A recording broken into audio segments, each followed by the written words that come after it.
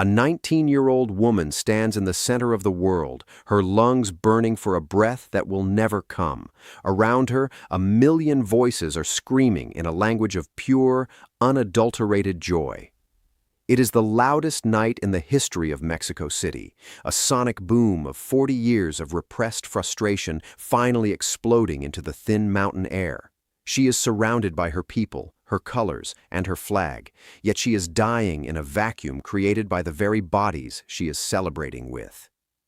This was supposed to be the moment the world saw the new Mexico, a modern footballing superpower hosting the most ambitious World Cup in human history.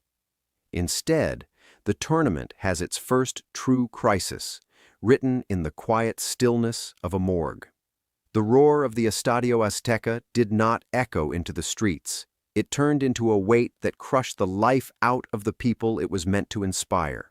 To understand how a night of sporting redemption became a catalog of systemic failure, we have to look past the scoreline. We have to look at the machinery of a tournament that grew too big for its own safety. The sporting context was, by any measure, a miracle. For 4 decades, Mexican football has lived in the shadow of 1986, the last time the nation felt the ground shake under a knockout victory on home soil. That haunting phrase, El Quinto Partido, the fifth game, has been a psychological barrier that defined generations of players and fans. On Tuesday night, facing Ecuador in the round of 32, that ghost was finally supposed to be exorcised. The atmosphere was a powder keg. A fierce electric storm rolled over the Valley of Mexico, forcing a 1-hour delay that only served to tighten the tension. When the clouds parted, the football was a revelation. Javier Aguirre, the veteran manager who carried the scars of management failures in 2002 and 2010, stood on the touchline like a man watching his life's work finally resolve. He saw a 17-year-old boy named Gilberto Mora play with the composure of a surgeon. Mora did not just participate. He dictated the rhythm of a World Cup knockout match before he was old enough to legally buy a beer in the countries his team will eventually travel to. The goals felt like a release of pressure. Julian Quiñones found the roof of the net with a strike that carried the momentum of 130 million people. Then, the veteran Raúl Jiménez pounced on a defensive lapse to make it 2-0. The Azteca did not just cheer, it vibrated. When the final whistle blew, the stadium became the epicenter of a national convulsion. For Aguirre, it was personal. He admitted afterward that no victory compared to this, because it happened at home, with his people. But as the stadium emptied, that people became a demographic nightmare. More than 1 million fans surged toward the heart of Mexico City, focusing on the Paseo de la Reforma and the iconic Angel of Independence. The city had prepared. They had shut down 2 kilometers of road. They had deployed thousands of police. They had even banned alcohol sales, a desperate attempt to keep the lid on a boiling pot. It was not enough. In the dense, euphoric pack of bodies near the Angel Monument, the physics of disaster began to take hold. At some point after midnight, the celebration stopped being a human event and became a fluid dynamics problem. Reports suggest pyrotechnics went off in the crowd, causing a sudden, localized panic. In a space that crowded, there is nowhere to run. When one person moves, 10,000 move. The health department later confirmed the grim statistics of the aftermath. A 44-year-old man and that 19-year-old woman died on the pavement of the capital's grandest boulevard. Their cause of death was listed as suffocation. A 48-year-old woman died shortly after arriving at the hospital from asphyxiation. A 4th victim, a man in his 30s, suffered severe seizures and a subsequent cardiac arrest. 4 lives were extinguished in the middle of a party. The term suffocation in a crowd context is often misunderstood. It is not always a result of being stepped on. It is often the result of compression asphyxia. When a crowd reaches a density of more than 6 people per square meter, the individual loses all autonomy. You are no longer a person, you are part of a human liquid. The pressure from a surging crowd can exceed 1,000 pounds of force, enough to bend steel railings, and more tragically, enough to prevent the human rib cage from expanding. You can be standing upright, eyes open, looking at the sky, and still die because the air simply cannot enter your lungs. The people around you might not even know you are dying because they are held upright by the same pressure that is killing you. This is the controlled collapse of public safety. This tragedy was not an act of God. It was a failure of institutional foresight in an era of unprecedented tournament expansion. FIFA's decision to move to a 48-team format has created a logistical footprint that few cities on Earth can actually sustain. When you increase the number of teams, you increase the number of stakeholders, the number of traveling fans, and the intensity of the localized pressure.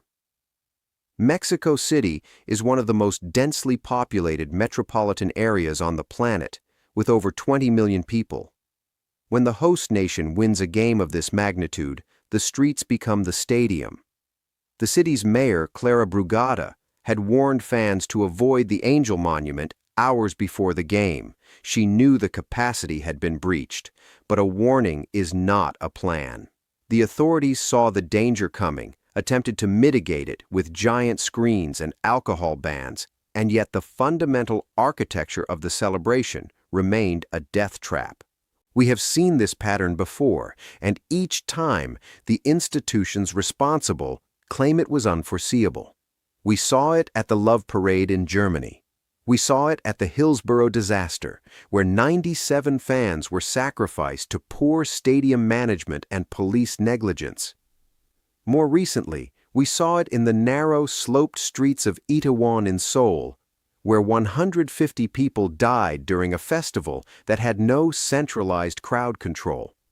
In every instance, the common thread is the same: a massive, spontaneous gathering of people driven by high emotion, compressed into a physical space that cannot breathe. The Kanjuruhan Stadium disaster in Indonesia in 2022 showed us that even inside the gates, the lack of exit management is a death sentence. Mexico City's tragedy is the latest chapter in a global failure to respect the physics of the crowd. The political fallout is already beginning. President Claudia Sheinbaum has ordered the Attorney General's office to investigate. But an investigation after the bodies are cold is a hollow gesture if the underlying system remains unchanged. The reality is that the 2026 World Cup was sold as a festival of unity, but it is being managed as a high-yield financial asset. When you prioritize the vibe and the spectacle over the boring, expensive technicalities of flow rate monitoring and barrier placement, people die.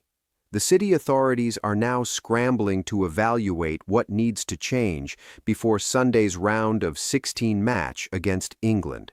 If the victory over Ecuador was a national earthquake, a win against England would be a tectonic shift. The crowds will not be smaller. The passion will not be lower. The risks are only compounding. This wasn't a series of isolated mistakes. It was exactly how the system was designed to work. The system prioritizes the arrival of the fans, the consumption of the event, and the broadcast of the joy, but it has no failsafe for the exit. The fan zones and giant screens are often just ways to concentrate people into marketable areas without the infrastructure of a permanent stadium. On the Paseo de la Reforma, there were no turnstiles, no ticket counts, and no way to stop the flow once the critical mass was reached. The authorities relied on responsibility and empathy from 1 million people experiencing the greatest high of their lives. That is not a safety strategy. It is a prayer. The investigation must look at the response times. Video footage from the night shows paramedics struggling to penetrate the wall of humanity. In a crush, minutes are the difference between a fainted fan and a corpse. If the medical teams cannot reach the center of the crowd because there are no dedicated emergency lanes, then the safety plan is a piece of fiction. There is also the question of the angel itself. The monument is a bottleneck by design, a circular plaza fed by multiple high-volume arteries. It is the most predictable gathering point in the country. To allow it to remain open while simultaneously acknowledging it was at dangerous capacity is a contradiction that costs lives. As we look toward the England match, the atmosphere is curdled. The joy of the victory is now competing with a sense of specific, localized sadness. The players, including the young Gilberto Mora, will walk out onto the pitch knowing that their success has a body count. That is a heavy burden for a teenager to carry. Javier Aguirre, who has seen everything in football, now has to manage a team that is the heartbeat of a mourning nation. The technical questions remain. Will the city close the Angel Monument entirely? Will they implement sectoring, the practice of breaking a massive crowd into smaller pens to prevent the transmission of pressure waves? Will FIFA acknowledge that their expansion of the tournament has created safety challenges that local municipalities are not equipped to handle? The 2026 World Cup is a grand experiment in scale. It is the first time 48 teams have competed. It is the first time 3 nations have shared the burden. But as the tournament progresses, the burden is being felt most acutely by the people on the ground. The organizers want the images of 1 million people in the streets to sell the passion of the tournament to global sponsors. They want the drone shots of the Reforma packed with green shirts. But they don't want to talk about the oxygen levels at the bottom of those drone shots. They don't want to talk about the 19-year-old who went out to cheer for Quiñones and Mora and ended up as a statistic in a health department briefing. The tragedy in Mexico City is a warning shot for the rest of the tournament. As the games move into the later stages, as the stakes get higher, and the crowds get denser in cities like New York, Los Angeles, and Toronto, the lessons of this week must be applied with clinical precision. You cannot manage 1 million people with a megaphone and a hope. You need real-time density monitoring. You need aggressive, proactive crowd redirection. You need to value the life of the fan as much as the value of the broadcast rights. Because if Sunday's match against England ends in another historic victory, the streets of Mexico City will fill again. The angel will wait. The people will surge. And the margin between a national holiday and a national funeral will be a few inches of space in a crowded boulevard. We often talk about football as life and death, usually as a metaphor for the intensity of the sport. But this week, the metaphor died. For 4 families, the World Cup is no longer a tournament. It is a timestamp for when their world ended. They are the invisible cost of a 48-team dream that didn't account for the reality of the human body. The beauty of Mora's passing, the power of Quiñón's strike, and the redemption of Aguirre's career are all real, but they are now inextricably linked to the image of paramedics performing CPR on a sidewalk littered with beer cans and confetti. The system worked for the sponsors. The system worked for the broadcasters. The system worked for the scoreboard. But the system failed the woman who just wanted to see her country win. As the sun rises over the Valley of Mexico today, the flags are still flying, but they feel a little heavier. The 5th game is within reach, but the price of getting there is already too high. We are left with the footage of the crowd swaying, a rhythmic, terrifying movement of 1 million people trapped in a moment they can't control. It looks like a dance from a distance. Up close, it is a struggle for survival. The questions for Sunday aren't about formations or substitutions. They are about whether a city can protect its people from their own happiness. They are about whether an institution like FIFA can look at the 4 dead in Mexico City and admit that bigger isn't always better.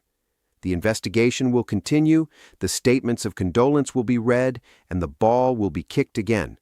But the silence of those 4 victims is the loudest sound in the tournament right now. It is a quiet observation that in the search for the greatest show on earth, we forgot to make sure everyone could breathe.